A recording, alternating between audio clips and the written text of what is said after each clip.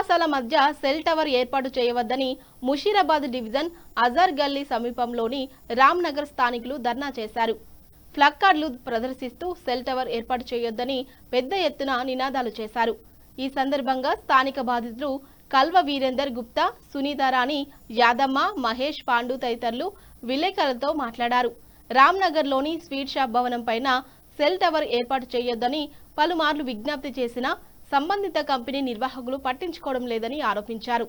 తమనే భయభ్రాంతులకు గురి చేస్తున్నారని వారు ఆందోళన వ్యక్తం చేశారు.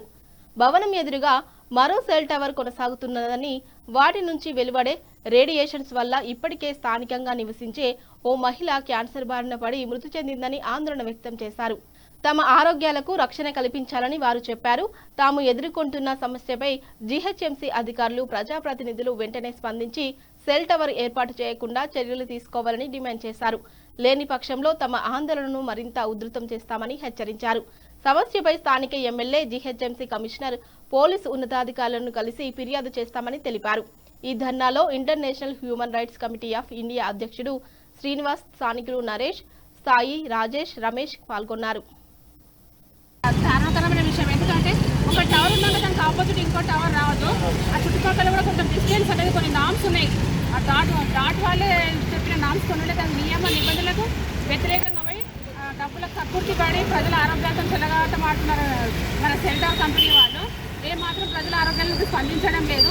మేము 15 years ట్రై చేస్తున్నాం. ఆల్రెడీ ఒక గొడవ పెట్టుకొని ఇక్కడ టవర్ పెట్టించినాక మళ్ళీ అర్ధరాత్రి కూడా టవర్ పెట్టే ప్రయత్నం చేస్తున్నారు. సో ఇది చాలా మంచి పరిణామం కాదు. మా ఆరోగ్యాలకు సంబంధించిన విషయం. రాజ్యాంగం కూడా మాకు ప్రాథమిక హక్కు ఇచ్చింది. ఫండమెంటల్ రైట్ అని మా హక్కు కోసం మేము కొట్టడాలి కదా. అందరికీ సమాన హక్కు. మా ఆరోగ్యాన్ని కాపాడుకోవడానికి మేము ఫైటింగ్ చేస్తున్నాము. బాలయ్య స్వీట్ పైన పెడుతున్నారండి. దీనికి ఆపోజిట్ ఇంకో టవర్ ఉందండి. ఆపోజిట్ ఒక టవర్ ఉంది, పక్కకి ఇంకో టవర్ ఉంది. అంటే ఇంత డిస్టెన్స్ టవర్ ఉండకూడదు. ఇప్పుడు ప్రస్తుతానికి ఇండస్ కంపెనీ వాళ్ళు వచ్చింది. లక్ష్మణ్ ఇల్లే బాలాజీ స్వీట్ షాప్ కాడ ఉన్నాయి. ఇక్కడే కాకుండా పక్క కాంప్లెక్స్లో, ఇతర కాంప్లెక్స్లో కూడా అందరి ఆరోగ్యాలు క్షీణిస్తున్నాయి. అది అందరికీ తెలిసిన విషయమే. మీరు చూడండి, అడగండి. మా దగ్గర ప్రతి ఒక్క ప్రాజెక్ట్ ఇది ఉంది. టవర్ వల్ల ఎంతమందికి ఏం హాని జరుగుతుందో ప్రతి ఒక్క రిపోర్ట్ మా దగ్గర ఉంది. వాళ్ళు ఏమంటున్నారంటే, మేము పర్మిషన్ తీసుకున్నాము, మీతో మాకు సంబంధం లేదు, మేము పెట్టుకుంటాము, మా దగ్గర పోలీస్ సపోర్ట్ ఉంది, మేము అన్నీ తీసుకుంటున్నాము, మీరు ఏం చేసుకుంటారో చేసుకోండి, నేనైతే ఆపేది లేదని వాళ్ళు అంటున్నారు. మేము ఏ విధంగా ఆపుకోవాలో మాకు తెలుసు అని చెప్పి మేము ఈ విధంగా ధర్నా చేసి ఇది ఆపుకుంటున్నాము.